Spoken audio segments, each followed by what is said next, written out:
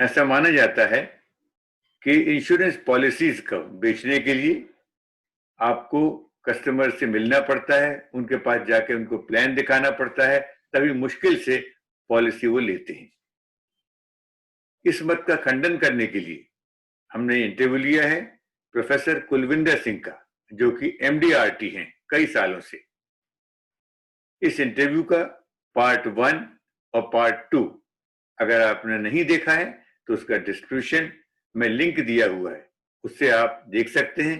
तो आइए आज हम देखते हैं इसी इंटरव्यू का तीसरा और अंतिम भाग, पार्ट 3।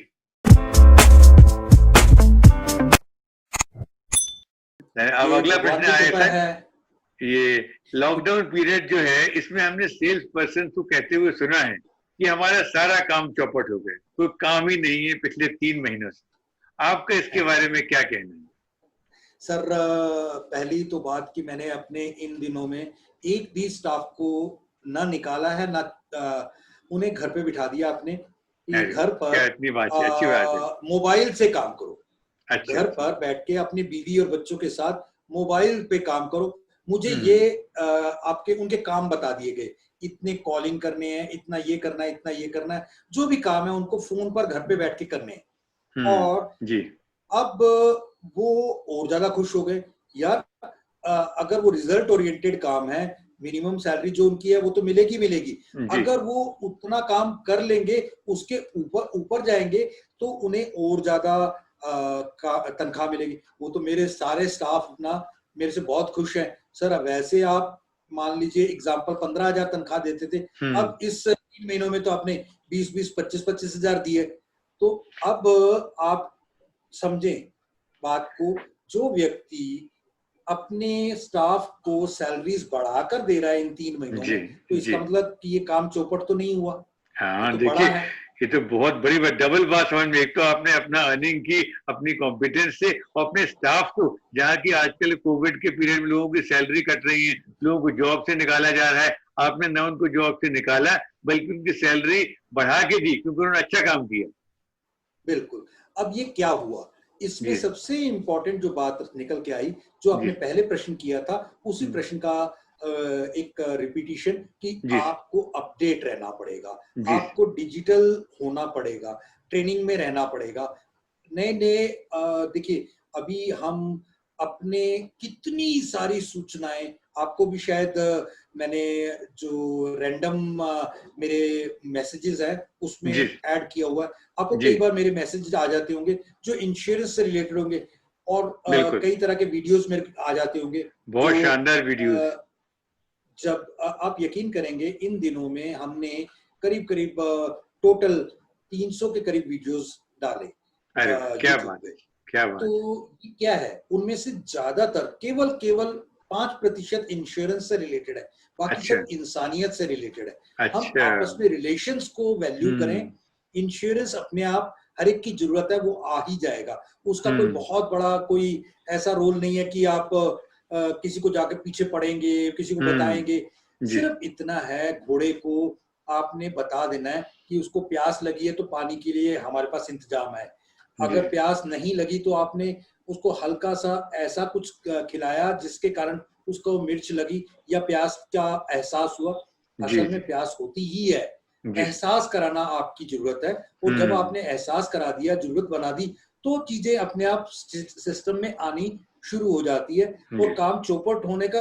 देखो, एक सिंपल सी बात है, एक ना सिंपल एग्जांपल से मैं बात बताऊंगा। आप ना कहते हैं कि यार मेरे को ये जो सा मैदान है, ये बाग है, बहुत हरियाला और बहुत सुंदर और बहुत हरा भरा, ऐसा लगता है कि यहाँ से निकलते हुए कुछ मैं देर रुक जाऊं।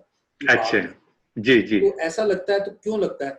कहीं ना कहीं पानी का उसका सोर्स है, कहीं ना कोई उसका कोई माली है, कोई उसको देखभाल कर रहा है, पानी दे रहा है, सोर्स से पानी आ रहा है और माली उसकी देखभाल कर रहा है।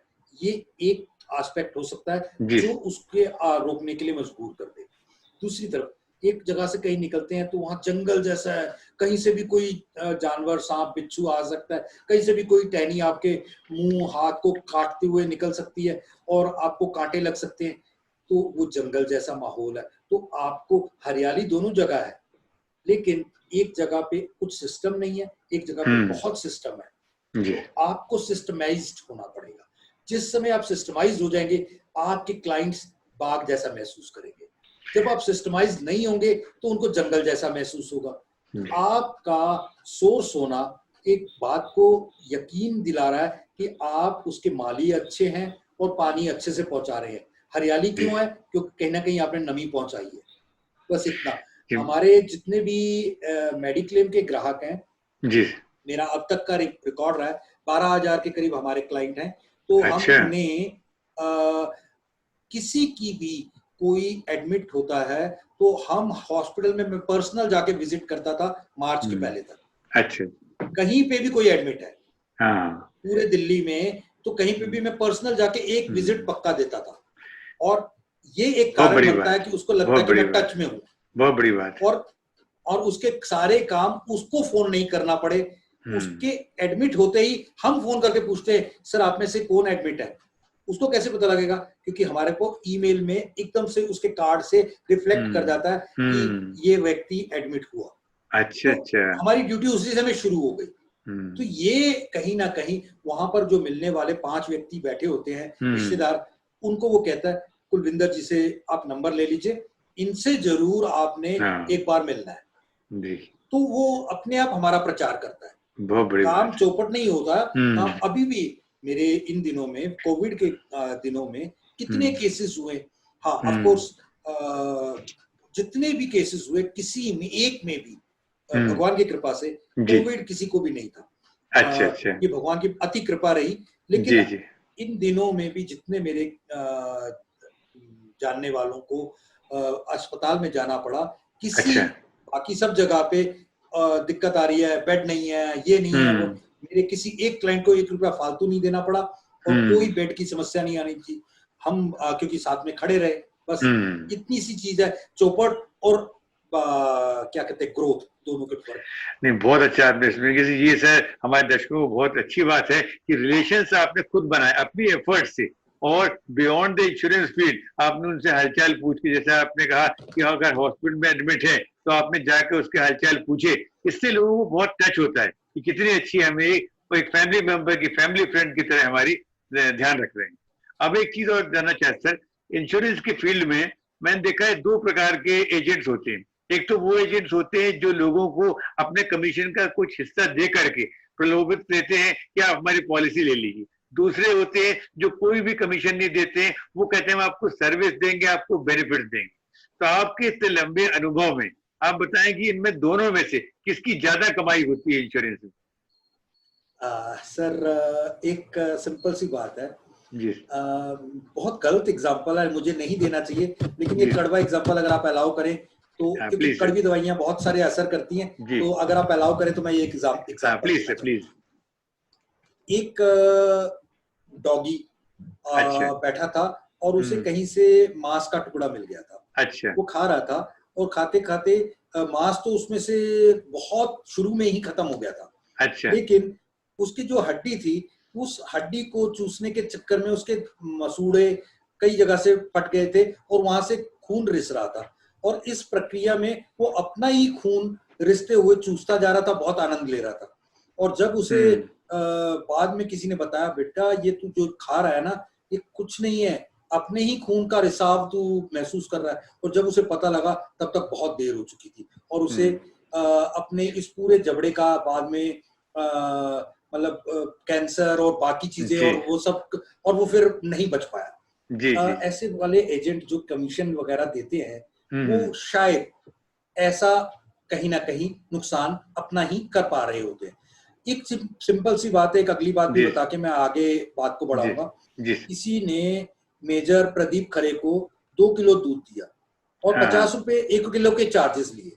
मेजर प्रदीप खरे का क्या हक नहीं बनता इस बात को शक करने का कि क्या दूध में पानी तो नहीं मिला है? सही बात, स्वाभाविक है। कोई अपने घर से कोई भी अपने घर से तो देता नहीं है, बिल्कुल। और गवर्नमेंट तो बिल्कुल 1 रुपया भी, वहां पे अगर 1551 का बिल बना तो 51 का 1 रुपया पहले लेते हैं। हाँ, 1 रुपया भी नहीं छोड़ते।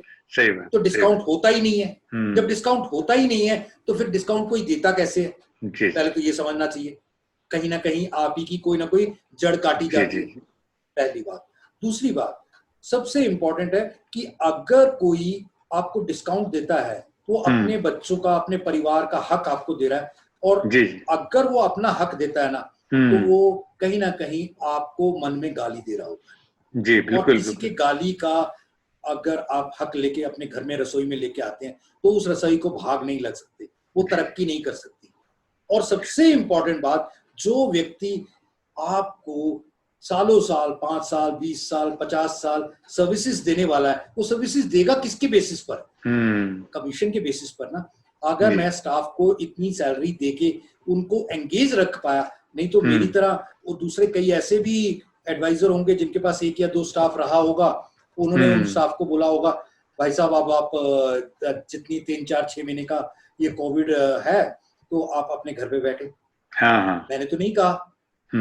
अगर मैंने नहीं कहा तो इसका मतलब है सर्विसेज देने का जो मैंने वायदा किया वो वायदे को पूरा भी किया। तो ये बिल्कुल बिल्कुल, वायदा देने वाले वो लोग होते हैं जो इंतजामात आपके ऊपर नहीं। अब देखिए, मैं आज एक डाटा देख रहा था, तो मेरे जी, 20 साल 15 साल पुराने कुछ ऐसे बहुत सारे ग्राहक हैं जिनको अच्छा, मैं बहुत सारी ऐसी सर्विसेज दे रहा हूँ जिन सर्विसेज में मैंने आज कमीशन वाउचर पढ़ा, तो अच्छा, सर्विस तो बहुत ज्यादा देनी पड़ रही है, शायद अच्छा, 500 रुपए पर मंथ से ज्यादा मुझे कॉस्टिंग पड़ रही है, अच्छा, लेकिन उनसे जो मैं प्राप्त कर रहा हूँ वो केवल 12 रुपए, अच्छा, केवल 12 रुपए प्राप्त कर रहा हूँ, और 550 रुपए की हम्म, सर्विस का खर्चा मेरे ऊपर आ रहा है। जी जी, तो ऐसे तो मैं कभी सरवाइव नहीं कर पा रहा। हम्म, लेकिन मैंने उनको दिया है, उनके ऊपर लगाया है, तो एक में से किसी एक का फोन आ जाता है, सर ये कोविड के ऊपर कोई नई पॉलिसी बताएं ताकि हम हाँ, अपने आप को सुरक्षित कर सकें। जी जी, उन्होंने जो लिया उससे मुझे, मान लीजिए एग्जांपल, 1 लाख रुपए आया, तो हम्म, पिछले कितने सालों में जो मैंने उनके ऊपर लगाया सारा एक दिन में कवर हो गया। जी जी, आप इस बात को समझें कि हमेशा ये एक दूसरे का लेन देन का सिस्टम है, किसी ना किसी का रोजगार कहीं ना कहीं से जुड़ा हुआ है। जुड़ा हुआ, अगर मैं, मेरी एक बहुत अच्छी आदत है जो मैं कहीं ना कहीं अपने उस आदत को फक्र महसूस करता हूँ, वो ये जी, कि मैं इंश्योरेंस के फील्ड में हूँ, तो इंश्योरेंस के फील्ड में मैं किसी को दखल नहीं देने देता, हाँ उसकी हाँ, मैं पूरी मास्टरी अपने हाथ में रखता हूँ। जी लेकिन जी, मेरे घर में सफेदी होगी तो मैं उसमें बिल्कुल दखल नहीं देता, भैया से पूछता हूँ क्या करना चाहिए, कैसे करना चाहिए, यहाँ पे कलर कैसा हाँ, होना चाहिए, वगैरह वगैरह। मैं सही बात, अपनी लाइन में किसी को दखल नहीं देता, देने देता, लेकिन दूसरे की लाइन में मैं दखल नहीं देता। तो इसका असर यह है कि कोई मुझसे कमीशन मांगता नहीं है, और कमीशन का कोई मेरे जिंदगी में कोई लेना देना नहीं है। कोई गलती से मांग लेता है तो उन्हें पूरी डिटेल में चीजें बताते हैं, तो वो उन्हें एहसास हो जाता है, नहीं नहीं, ये वाकई ही ये आपका हक है, इसे आप ही लीजिए। नहीं, बहुत अच्छे समझाया आपने, बहुत अच्छे एक्सप्लेन किया, और उम्मीद है हमारे दर्शकों को जरूर समझ में आया होगा। और इसके बाद हम आ गए हैं आज की इंटरव्यू के आखिरी प्रश्न पर। तो अंत में सर मैं आपसे जानना चाहूंगा, प्रोफेसर कुलविंदर सिंह, आप हमारे दर्शकों को क्या संदेश देना चाहेंगे, एक आम नागरिक के रूप में जो होते हैं और एक जो हमारे बीमा एजेंट के रूप में होते हैं, प्लीज बताएं सर। हाँ सर, संदेश तो एक ही है कि जैसे आप 1/135 करोड़ भारत हो, जी आप मेजर प्रदीप खरे नहीं है, आप 1/135 करोड़ भारत हो, यानी अच्छा, भारत का 135 करोड़वां हिस्सा आप है। जी, आप अगर कहीं गलती करते हैं तो भारत गलत होता है, आप अच्छा, कहीं अच्छा करते हैं तो भारत तरक्की करता है। हाँ, तो आपका रोल आपको एक एजेंट के रूप में, एक सिटीजन के रूप में समझना चाहिए। आप अगर अपना रोल समझने लग पड़े तो जिंदगी हर जगह, आप भाई हैं तो भाई की तरह अच्छा व्यवहार करें, आप बहन हैं, आप पुत्र हैं, पिता हैं, आप नागरिक हैं। सिर्फ 15 अगस्त 26 जनवरी मनाने के लिए, कल 15 अगस्त है, मनाने के लिए दिन ना हो, हर रोज आपके लिए 15 अगस्त हो, हर जी रोज आपके लिए देश प्रेम हो, हर रोज आपके लिए रिश्ता हो, हर रोज मतलब गाने बजाने के लिए वो दिन नहीं होना चाहिए। जी जी ये तो सबके लिए एक संदेश होगा। और दूसरा, जी एजेंट के रूप में भी आपका रोल समझिए। मेरे जी, जो गुरु हैं दीपक भाई, वो हम्म, कहते हैं यदि कोई नदी में डूब रहा है जी और आप बचाने के लिए नदी के किनारे में खड़े हैं और पकड़ पकड़ के एक एक को बचाते जा रहे हैं, लोग बहते हुए आ रहे हैं, आप बचाते जा रहे हैं, तो क्या आपको कोई भूख लगती है उस समय? क्या उस समय उसको कोई प्यास लगती है? क्या कोई थकान होती है? सही बात। अगर 10,000 लोग भी बहकर आ रहे हैं तो 10 के 10,000 आखिरी को भी आप बचाना अपना फर्ज समझते हैं। जी। तो ये लोग जो इंश्योरेंस के महत्व को नहीं समझते, उन्हें महत्व समझाना आपका फर्ज है। जी जी। आप पॉलिसी के टारगेट मत लीजिए, आप फर्ज लीजिए, और फर्ज पूरा करने के लिए आपको जिस हद तक भी जाना जाए वो जाइए। क्योंकि अगर आज आपने अपना फर्ज नहीं किया, आप इस तरीके से समझ लीजिए, एक पुलिस वाला खड़ा है और उसके सामने किसी की रेप हो जाता है, तो आप उस पुलिस वाले को क्या कहेंगे? गैर जिम्मेवार, शायद फांसी भी दे दें। जी। आज अगर कोई बिना बीमे के मर जाता है तो आपका रोल, एक मेरे को लगता है कि एक एजेंट को फांसी लगानी चाहिए। क्यों? क्योंकि उसने अपना रोल नहीं निभाया, आपको समझाया नहीं और आपको समझा के उसको कन्विंस नहीं किया। मेरे ख्याल से तो यही संदेश होना चाहिए। नहीं, बहुत आपने सरल भाषा में से इतनी गहरी बातें बताई और हमारे दर्शकों को जरूर बहुत फायदा हुआ होगा। आपका बहुत बहुत धन्यवाद एक बार फिर से।